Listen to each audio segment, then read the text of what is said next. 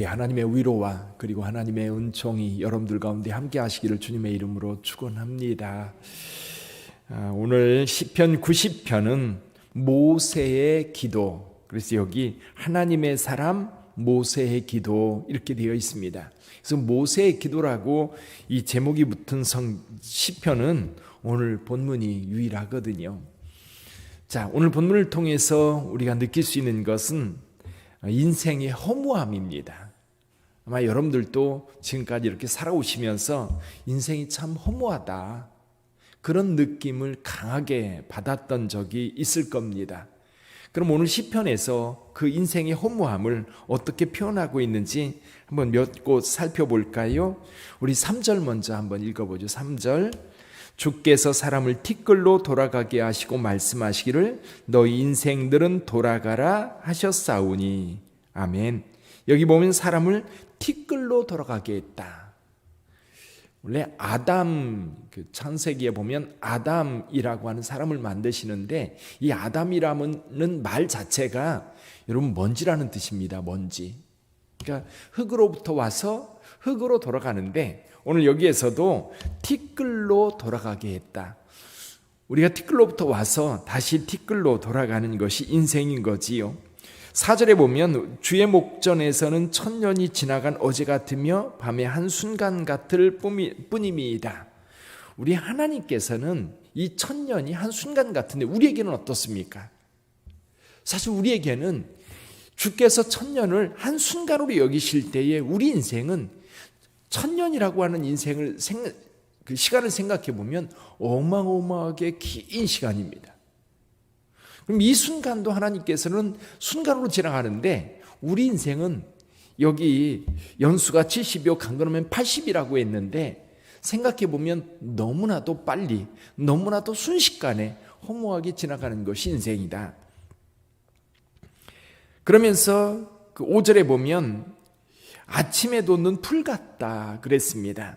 풀은 아침에 꽃이 피어 자라다가 저녁이 되면 시들어 마릅니다. 그렇게 우리 인생이라고 하는 것은 어느새 그렇게 된 것 같아요. 아마 여기 앉아 계신 분들, 우리 젊은 희주만 빼놓고는 전부 다 60이 넘으셨잖아요. 옛날 같으면 벌써 그 한갑이 지나면 노인 중에 노인이잖아요.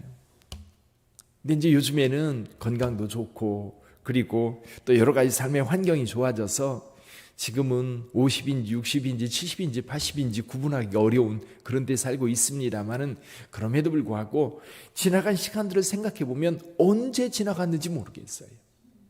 여전히 대학교 입학할 때 그 마음 같은데, 어느 날 이렇게 보면 제 아이가 벌써 그 나이를 한참 지난 나이에 있는 거예요. 시간이라고 하는 것이 그렇게 흘러가는구나.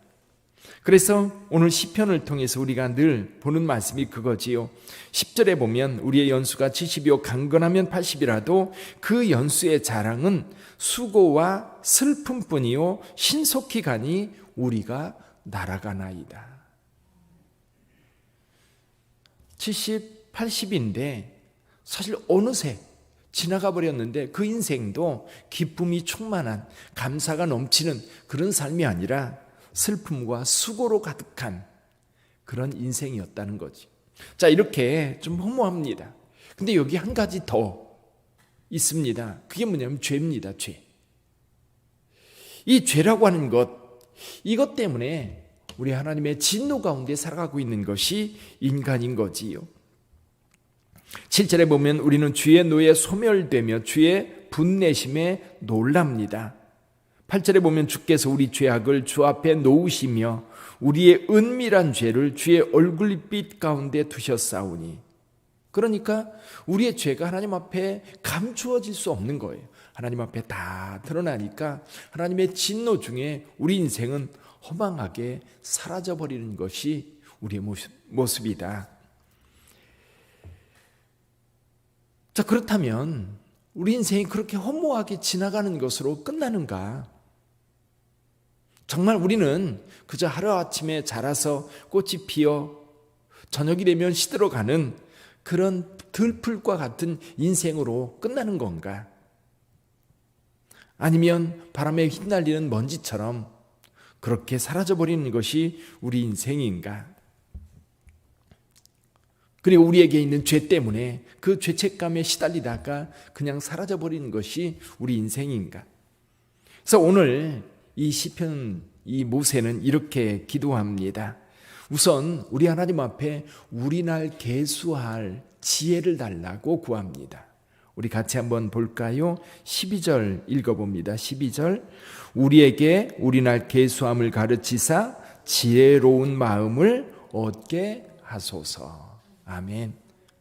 이렇게 허무하게 지나가는 인생이지만 지혜가 필요합니다. 근데 그 지혜는 누가 주셔요? 하나님이 주십니다. 근데 이 지혜는 어떤 걸까요? 이 지혜는 어떤 지혜일까요?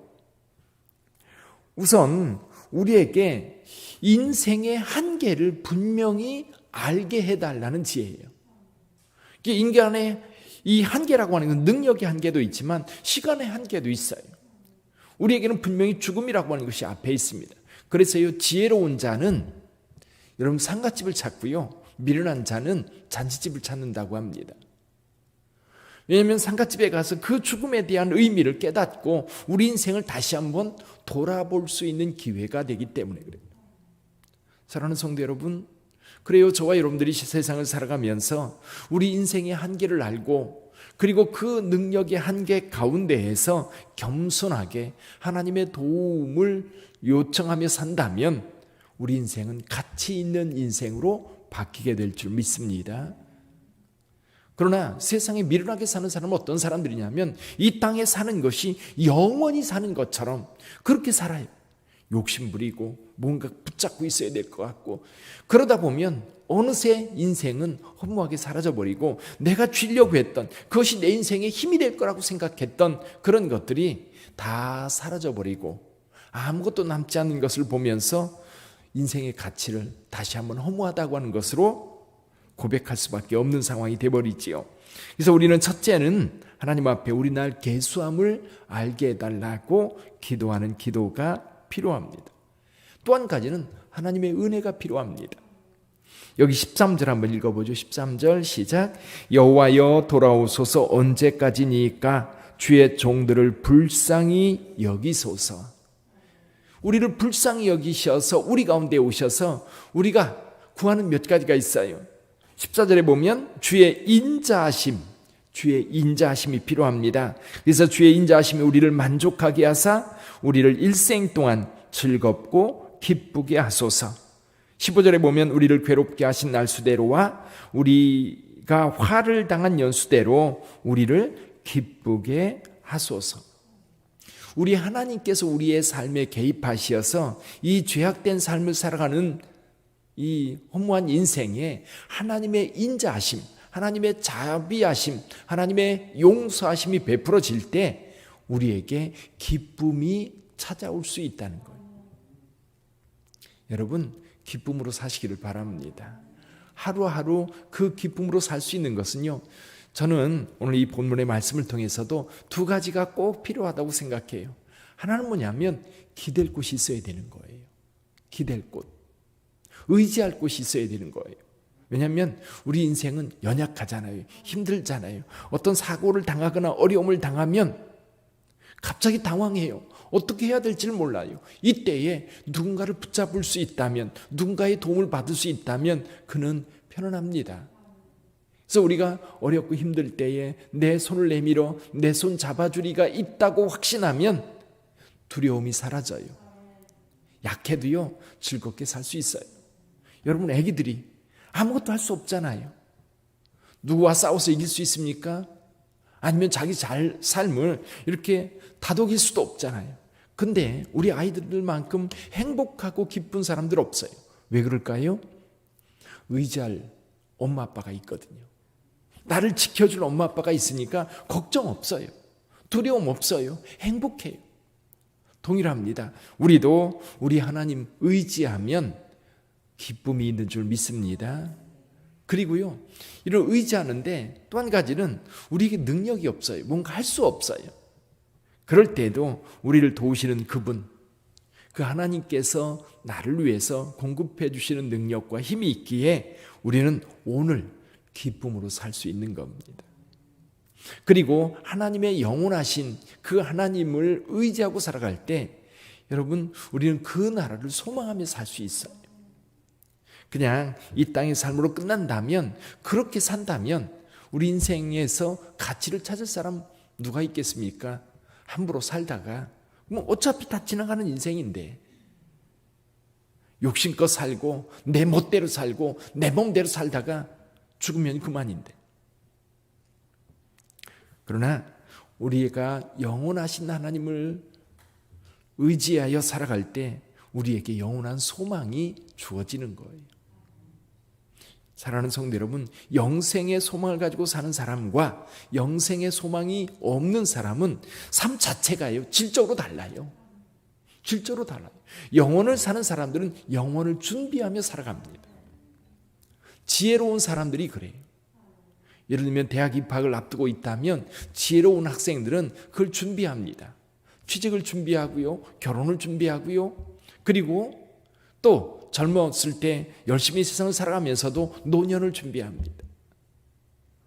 우리에게 그보다 더 중요한 것이 있다면 영원한 삶에 대한 준비, 그것이 오늘 우리에게 준비할 때에 행복하고요, 준비할 때에 기대감도 더 커져요. 우리 주 예수 그리스도께서 우리 가운데 오셔서 우리가 거할 영원한 집을 짓기 위해서 먼저 가신다고 말씀하셨어요. 요한복음 14장에 보면 내가 먼저 간다. 그러면서 처소를 예비하면 다시 오시겠다라고 약속하셨는데 우리는 그 처소를 예비하시고 오실 주님을 기다리고 있어요.